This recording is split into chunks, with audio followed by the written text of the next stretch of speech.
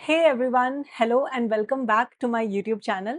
सो आज हम लोग जिस टॉपिक पे डिस्कस करेंगे वो सुनने में तो बहुत सिंपल है, अप्लाई करने में उतना ही डिफिकल्ट है, but it has life transforming results. Topic ये है, how to not take anything personally in life. Before that I give a short introduction about myself. So मेरा नाम सोनू है, I am a chartered accountant and a company secretary. Previously I worked in HSBC, Deloitte and KPMG. I am here to share my life experiences with you. थोड़े lessons and थोड़ी आपसे chit chat. बाकी की description आपको YouTube में मिल जाएंगी. So further getting into the topic, मैं आपसे पहले कुछ एग्जाम्पल शेयर करूंगी and then I share the techniques जो मैंने अभी अप्लाई करना स्टार्ट किया and how it has been benefiting me. So recently मेरे को अर्ली मॉर्निंग कहीं पे पहुंचना था, I had a meeting and I booked a cab. The cab driver picked up my call, but he told that he wants some additional money. I told him that I'm not so comfortable doing that, and so he told me to cancel. I cancelled. But मैंने जब फिर से booking किया, उसने फिर से booking accept कर लिया और अब वो मेरा फ़ोन भी नहीं उठा रहे थे। मैंने फिर से कैंसल करके किया, तब भी उन्होंने ऐसे ही किया, तो 2-3 बार ऐसे ही चला। अब दूसरे ऐप से भी मेरी बुकिंग नहीं हो रही थी।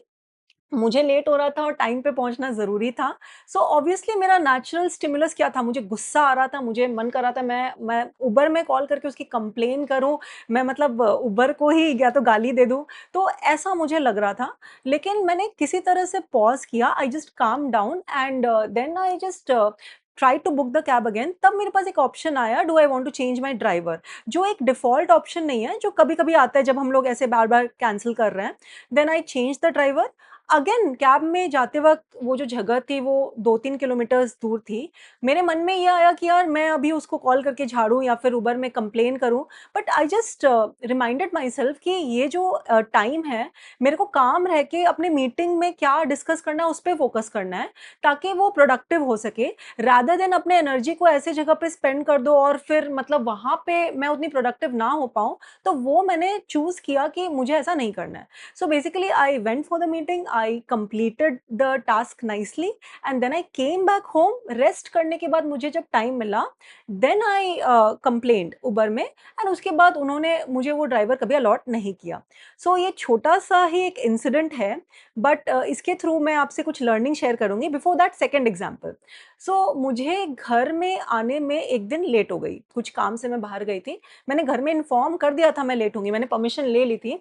बट फिर भी जब मैं घर आई तो मतलब मेरे फादर का जो रिएक्शन था वो उतना प्लेजेंट नहीं था।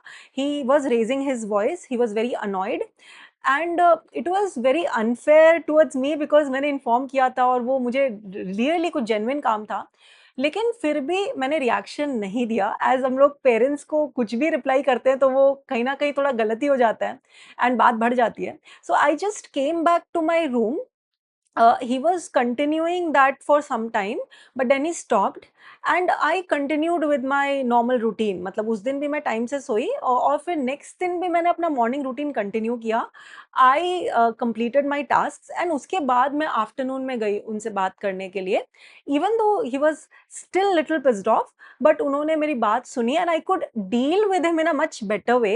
And in fact he agreed that कि हाँ कभी कभी लेट हो सकता है and he won't react like this. So दोनों सिचुएशंस के थ्रू मैं अब आपको कुछ बताना चाहती हूँ।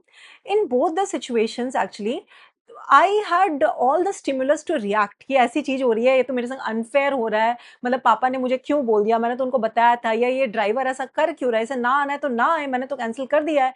लेकिन मैंने ऐसा नहीं करके I paused my external reaction and my internal reaction also, जो मेरे माइंड में चल रहा था। और आई जस्ट फोकस्ड कि उस समय मेरे लिए क्या इंपॉर्टेंट है। I completed the task with calmness and then जब मुझे राइट टाइम मिला then I responded to both these situations. So इसमें मैंने क्या टेक्निक्स अप्लाई किए जो मैंने अपने स्पिरिचुअल टीचर से सीखा है, that I am going to tell you now. So basically there are 3 techniques that we need to apply. जब कुछ भी चीज हमारे संग ऐसे हो रही है which is not so pleasant, हमें ये देखना है कि उसमें हमारा लेसन क्या है, ये चीज मेरे को क्या सिखाने की कोशिश कर रही है। अब वो पेशेंस हो सकता है, अब वो टॉलरेंस हो सकता है, वो कभी-कभी कन्फ्रंटेशन भी हो सकता है in a right way.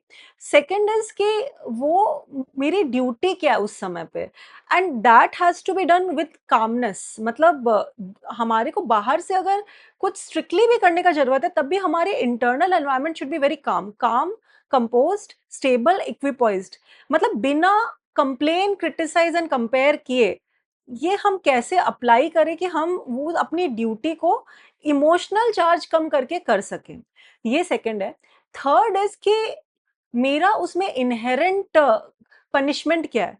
So basically इसका मीनिंग और थोड़ा डीप है कि हमने कॉन्सेप्ट ऑफ कर्मा सुना है। सो ये हम सीखते हैं कि हमने प्रीवियसली कुछ ऐसा किया है जिसका रिएक्शन हमें सडनली मिलता है, और वो हमें हो सकता है एक्सटर्नली अनफेयर लगता है, but it is happening for some reason.